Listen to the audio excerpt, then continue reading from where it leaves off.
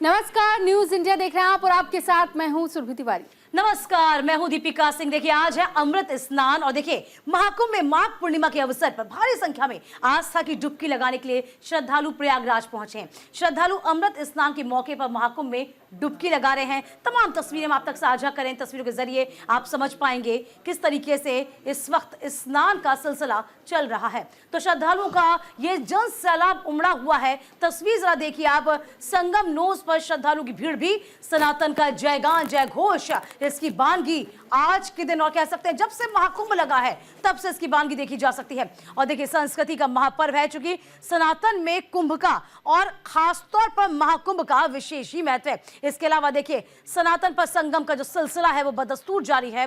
किस तरीके से सनातनी आ रहे हैं, देश विदेश से आस्था की डुबकी लगा रहे हैं। इसके अलावा स्नान के लिए श्रद्धालु जाते हैं। कहा जाता है कि महाकुंभ का ऐसा अवसर होता है जिसमें देवता भी स्वर्ग से उतर कर स्नान करते हैं त्रिवेणी में, और संगम में आस्था की डुबकी आज सभी श्रद्धालु लगा रहे हैं। तो 6 तस्वीरें आपकी टीवी स्क्रीन पर।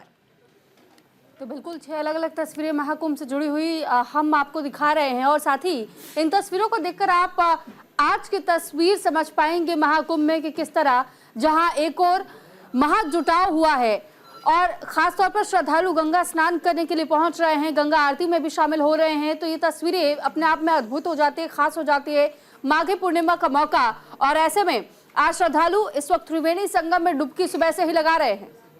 बिल्कुल जाहिर सी बात है, चूंकि माघ पूर्णिमा का अपना महत्व है।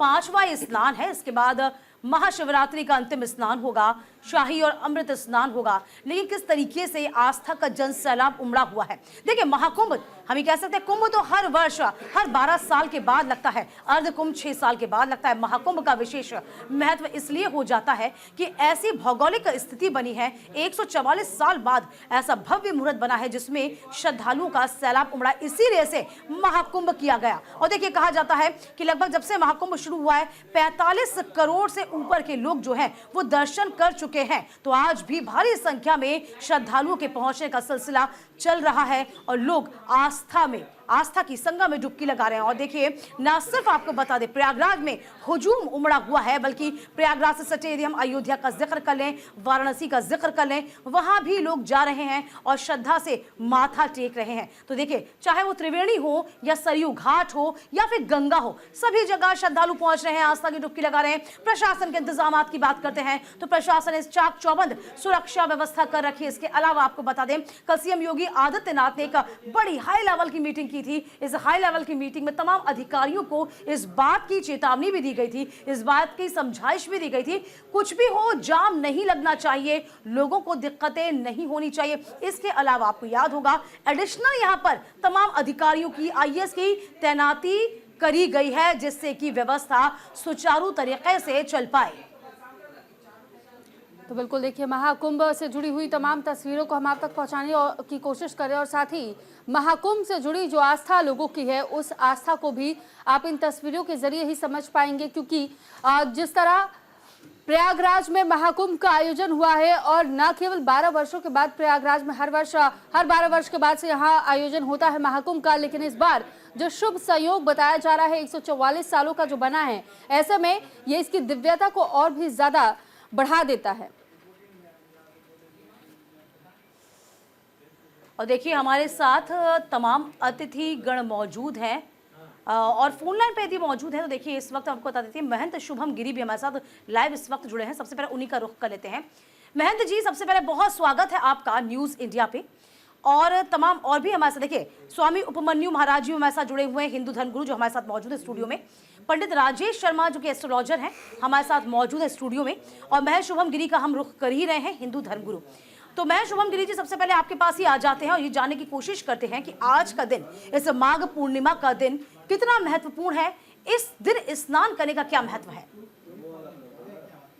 सर्वप्रथम आपको सभी दर्शकों को माघ पूर्णिमा के पावन अवसर की हार्दिक शुभकामनाएं, और साथ में संत रविदास जी की जयंती की भी हार्दिक शुभकामनाएं। देखिए, सबसे पहले जो माघ पूर्णिमा का महत्व है, अब माघ पूर्णिमा का जो महत्व है, आज 12 फरवरी और बुधवार का दिन जो माघ पूर्णिमा का स्नान संगम तट में जो महाकुंभ 144 वर्षों का जिसका योग बना हुआ था तिथियों के अनुसार, और 144 वर्षों के अनुसार 12 वर्षों में महाकुंभ होता है और प्रत्येक 6 वर्ष में अर्धकुंभ होता है। लेकिन प्रयागराज ऐसा क्षेत्र है, प्रत्येक वर्ष में यहाँ कल्पवास किया जाता है। आज के ही दिन कल्पवास की समाप्ति भी हो जाएगी, कल्पवास पूर्ण हो जाएगा। जो लोग कल्पवास कर रहे थे, अपने हाथ से स्वयं खाना बना रहे थे और जमीन में निवास कर रहे थे, नीचे सो रहे थे। और प्रयागराज एक ऐसा क्षेत्र है जहाँ गंगा जी की प्राप्त जगह है, और गंगा जी की प्राप्त जगह होने के कारण आज के ही दिन अन्नदान का सबसे बड़ा महत्व है, वस्त्र दान का सबसे बड़ा महत्व है। और आज के ही दिन स्नान, तर्पण, पितरों को तर्पण करने से भी बहुत उत्तम लाभ मिलता है। लेकिन जिस तरह से प्रयागराज में कुंभ हुआ, अब अखाड़े बनारस की ओर प्रस्थान कर चुके हैं, सन्यासी अखाड़े, तो बनारस में वो अमृत स्नान करेंगे, क्योंकि अखाड़ों के 3 ही स्नान होते हैं। जब 3 फरवरी को जब अमृत स्नान हुआ था, बरसंग पंचमी का तृतीय अमृत स्नान, उस समय अखाड़े और जो संत समाज के लोग हैं वहां से जा चुके हैं। अब लेकिन थोड़े दिन के बाद सभी जितने भी यहाँ पर कल्पवासी लोग हैं वो भी यहाँ से चल जाएंगे।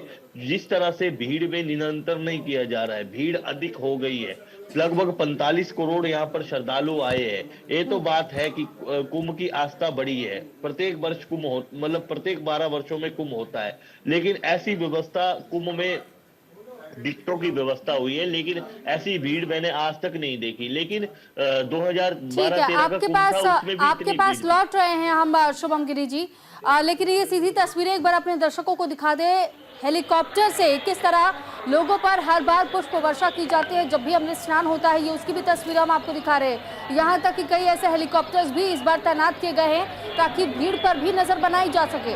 तो एक और पुष्प वर्षा के लिए भी हेलीकॉप्टर्स तैनात है, दूसरी तरफ नजर रखने के लिए भी हेलीकॉप्टर्स की तैनाती को बढ़ावा दिया गया है। और साथ ही साथ इसकी भी जानकारी आपको दे दें कि अगर आप महाकुंभ क्षेत्र में जाते हैं और अगर आप हेलीकॉप्टर सेवा लेना चाहते हैं प्रयागराज में, किस तरह इस वक्त तमाम जो जन समूह एक ही जगह पर इकट्ठा हुआ है और उसकी तस्वीर को अगर आप ऊंचाई से देखना चाहते हैं तो इसके लिए भी व्यवस्था हेलीकॉप्टर के जरिए की गई है। आप ऐसे में भी दर्शन कर पाएंगे। तो फिलहाल हेलीकॉप्टर्स का सहारा इस बार कई मायनों में लिया जा रहा है। और प्रयागराज में ये जो सीधी तस्वीरें आप देख रहे हैं, 5वें अमृत स्नान की तस्वीरें भी आज हमने आपको सुबह से दिखाई है कि किस तरह यहाँ पर लोगों के साथ साथ तमाम अखाड़े भी एक-एक करके बारी बारी से अब तक स्नान कर रहे हैं।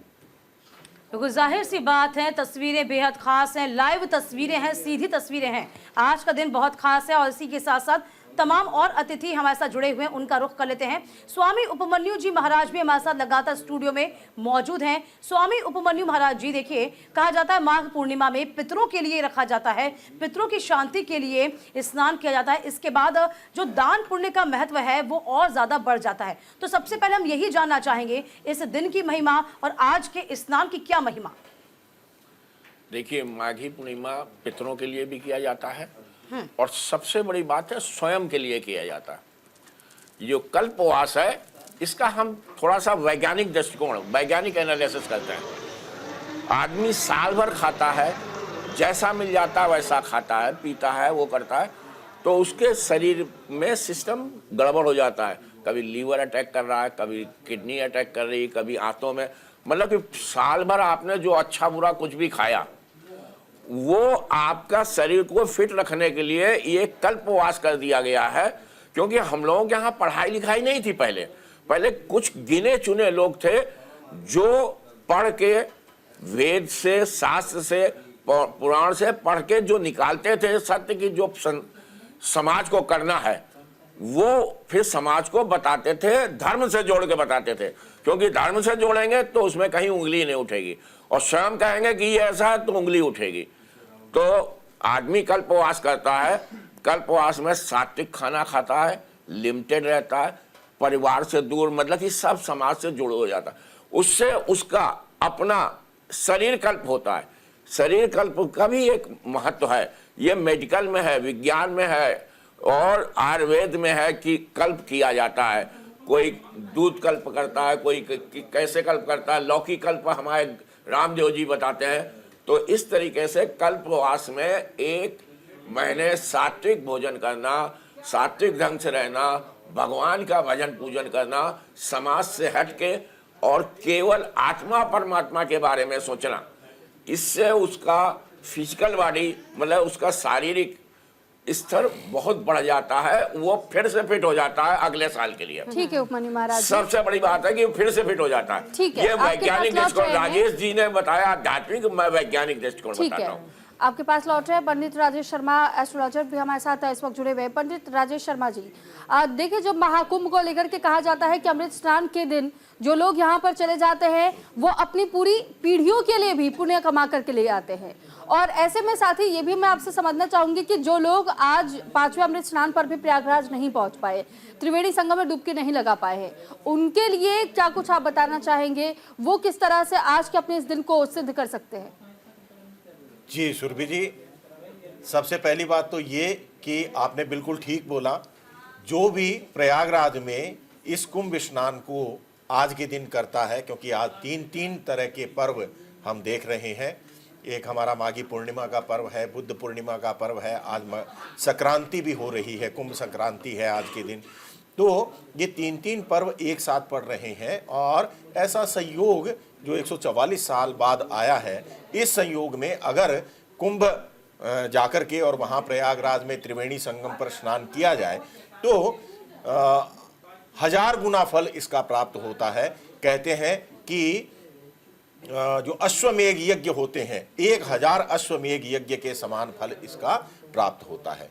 अब आपने दूसरा प्रश्न किया कि अगर मान लो कोई वहां पर ना जा पाए, बहुत से लोग हैं, लाचारी होती है, मजबूरी होती है, नहीं जा पाए, तो आज के दिन क्या करना चाहिए? देखिए, सर्वप्रथम सुबह सूर्योदय से पूर्व उठना चाहिए, और उठ करके जब अपना जो नित्य क्रियाक्रम पूर्ण करके और स्नान करते समय सर्वप्रथम आपको अपने पात्र में, कोई भी बाल्टी या टब अगर आप लेते हैं तो उसमें थोड़ा सा गंगा जल डालना चाहिए, और गंगा जल डालकर फिर उसमें पानी भरना चाहिए। देखो, दो बातें हैं, एक आपने पानी से बाल्टी भर ली और फिर उसमें गंगा जल डाला, वो जल हो गया, वो आपका गंगा जल नहीं हुआ। सबसे पहले आपने गंगा जल डाला थोड़ा सा, और फिर उसमें पानी भरा, सब गंगा हो गया, ये सारा का सारा गंगा हो गया। तो इसी तरीके से करना है, पहले उसमें गंगा जल डालना है, फिर उसमें पात्र में जल भर के, और उससे आपने ध्यान करना है। देखिए, संस्कृत जरूरी नहीं है सबको आती है, तो कोई श्लोक वगैरह बोलने की कोई आवश्यकता नहीं है। आप माँ गंगा, माँ सरस्वती, माँ त्रिवेणी का ध्यान कीजिए, और इन पुण्य नदियों का ध्यान करते हुए और उस जल को लेकर के, और सर्वप्रथम अपने सिर के ऊपर डाल करके, और हर हर गंगे, ओम नमः शिवाय का जाप करते हुए स्नान करें।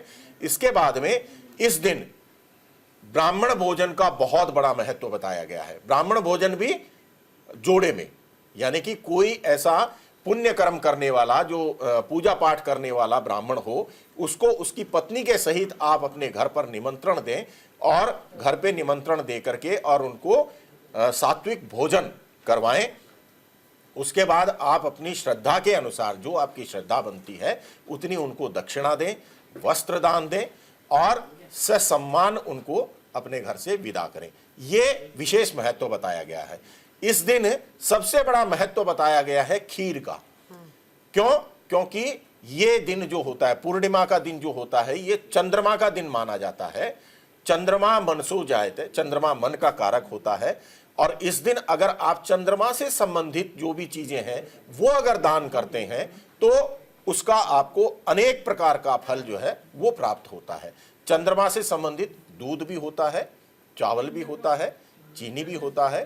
तो इन सभी चीजों को मिला करके खीर बनाई जाए, और खीर बनाकर, आपने देखा होगा कि जो शरद पूर्णिमा का दिन होता है उस दिन खीर बना करके अमृत वर्षा के लिए रात्रि काल में, रात्रि को 12 बजे और चंद्रमा की रोशनी में उसको रखा जाता है, और सुबह ठाकुर जी को प्रसाद लगा करके और उस खीर का हम सेवन करते हैं, ग्रहण करते हैं उसको। तो उससे अनेक प्रकार के हमारे जो शारीरिक कष्ट हैं उन कष्टों से हमारे को मुक्ति मिलती है।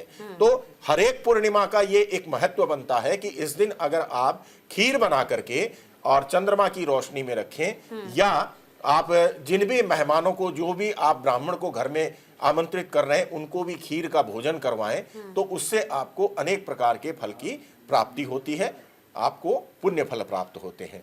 आप इसमें एक चीज और ऐड कर सकते हैं, रात्रि काल में जब चंद्र उदय हो जाते हैं, चंद्रमा की रोशनी में अगर किसी व्यक्ति की दृष्टि कमजोर है तो वो चंद्रमा की रोशनी में खड़ा होकर के चंद्रमा को निहारे, चंद्रमा को देखे, कम से कम 15 मिनट, आधा घंटा।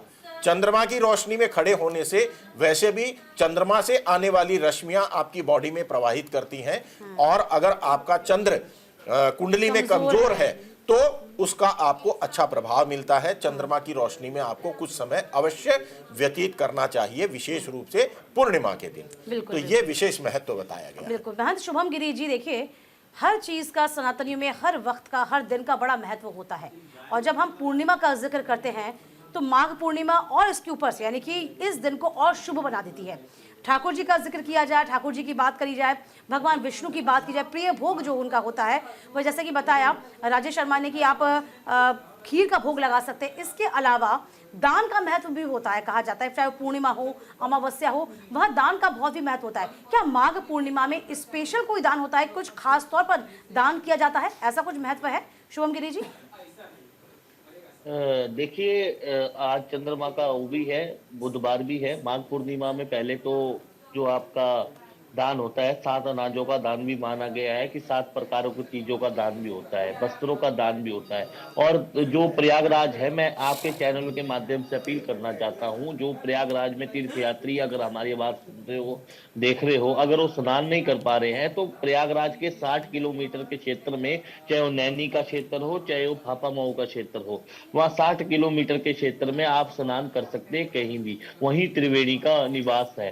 चाहे आप जमुना जी में स्नान कीजिए, चाहे आप गंगा जी में स्नान कीजिए, क्योंकि संगम में जाने की कोई भीड़ भाड़ को देखते हुए कोई आवश्यकता नहीं है, आप कहीं भी स्नान कर सकते हैं। जो स्नान के दौरान आप अगर कुंभ का दान करते हो, मतलब घड़े लोटे का दान करते हो, लोटे के दान के साथ साथ चावल का दान करते हो, चावल के दान के साथ साथ आचार्य जी ने पहले बताया कि खीर का दान करते हो, खीर के दान के साथ साथ ब्राह्मण भोजन करवाते हो, ब्राह्मण को भरपूर वस्त्र देते हो, भरपूर वस्त्र के बेसहारा लोगों को भरपूर वस्त्र देते हो, जो सफाई कर्मचारी है उनको भी अगर दान देते हो तो इसका बहुत बड़ा महत्व है, बहुत बड़ा लाभकारी आज का दिन माना गया है। और साथ में पितृ तर्पण, देव तर्पण, ऋषि तर्पण और दिव्या मनुष्य तर्पण, ये करने से भी बहुत बड़ा महत्व होता है। लेकिन जहां तक उम्मीद है, जो 144 वर्षों के बाद जो मौनी अमावस्या में योग बना था, अब वो अमृत स्नान है, फिर महाशिवरात्रि का स्नान है।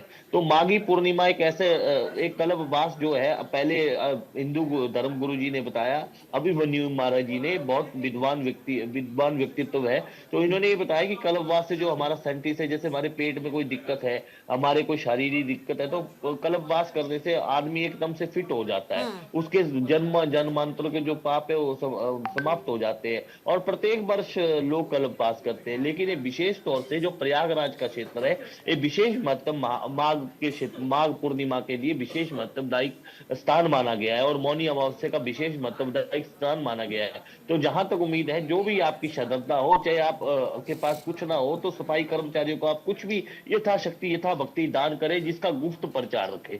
आप गा के दान ना करें, गा के अगर आप दान करोगे तो उसका कोई महत्वपूर्ण फल नहीं मिलेगा।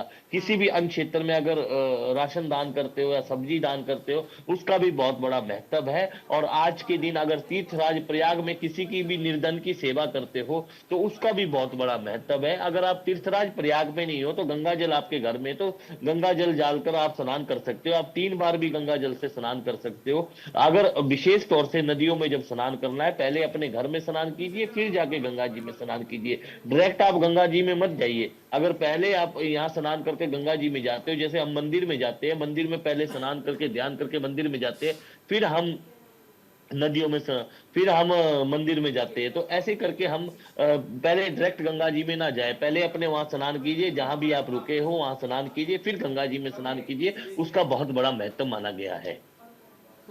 ठीक है महंत शुभम गिरी महाराज जी, और उपमन्यु महाराज जी भी हमारे साथ बने हुए हैं। उपमन्यु महाराज जी, आपने कल्पवास का जिक्र किया, लेकिन कल्पवास को लेकर बहुत से ऐसे लोग हैं जो इसके मायने नहीं समझ पाते हैं। कल्पवास है क्या, और साथ ही आध्यात्मिक वैज्ञानिक तौर पर भी मैं समझना चाहूंगी। और दूसरी चीज ये भी है कि कल्पवास की प्राप्ति अगर कोई करना चाहता है, उसके लिए उनको क्या क्या परिश्रम करने होते हैं? देखिए, कल्पवास के बारे में अभी हमने कहा वैज्ञानिक दृष्टिकोण से कि आपका शरीर, देखिए तन मन धन 3 ही सुख हैं, तो शरीर का सुख कैसे है कि आप वहां पे गंगा किनारे रहेंगे, सात्विक ढंग से रहेंगे, और खान पान में बिल्कुल एक सात्विक खान पान होगा आपका, तो आपका पेट और खाली पेट नहीं, शरीर से संबंधित सारी चीजों में लाभ मिलेगा। फिर आध्यात्मिक, कि जब आप वहां पे रहेंगे सब छोड़ के संसार के सारी लोग, तो आप अध्ययन करेंगे, भगवान का नाम लेंगे, जप करेंगे, किताबें पढ़ेंगे। कोई जरूरी नहीं है कि खाली हमेशा जप करना, आप रामायण पढ़ रहे हैं, आप गीता पढ़ रहे हैं, कोई भी आध्यात्मिक, तो आपका ये लोग भी सुधरेगा और परलोक भी सुधरेगा। क्योंकि आध्यात्मिक चीजें जो हैं, आध्यात्मिक ज्ञान देंगे तो वो दोनों के लिए फायदा करता है, इस लोक के लिए भी और परलोक के लिए भी। तो ये सबसे बड़ी चीज है कि कल्पवास में रहने वाला आदमी ये जानता है पहले से। बड़े बड़े सेठ आते हैं जो करोड़पति होते हैं, कल्पवास रहते हैं कि अब हम सारे सुख यहाँ भोग रहे हैं, तो हम 1 महीने सादगी से रह के बिल्कुल, इससे भगवान आपकी का body पूजन, जो, हाँ, हम कह सकते हैं भगवान का body पूजन, functional होती है। मेरी बात खत्म होने रही है। भगवान का पूजन करके और सात्विक ढंग से रह के वो करके, अब हम मोक्ष के लिए, आगे बढ़ने के लिए हम अपना ऊपर वाला लोक बिल्कुल, परमात्मा से। बिल्कुल। उपमन्यु महाराज जी, आपके पास मैं वापस लौटूंगी। वक्त छोटे से ब्रेक का हुआ है। हमारी चर्चा और अमृत स्नान के महत्व को लगातार हम तमाम साधु संतों से समझ रहे हैं। फिलहाल वक्त छोटे से ब्रेक का, कहीं मत जाइएगा, फौरन लौटेंगे।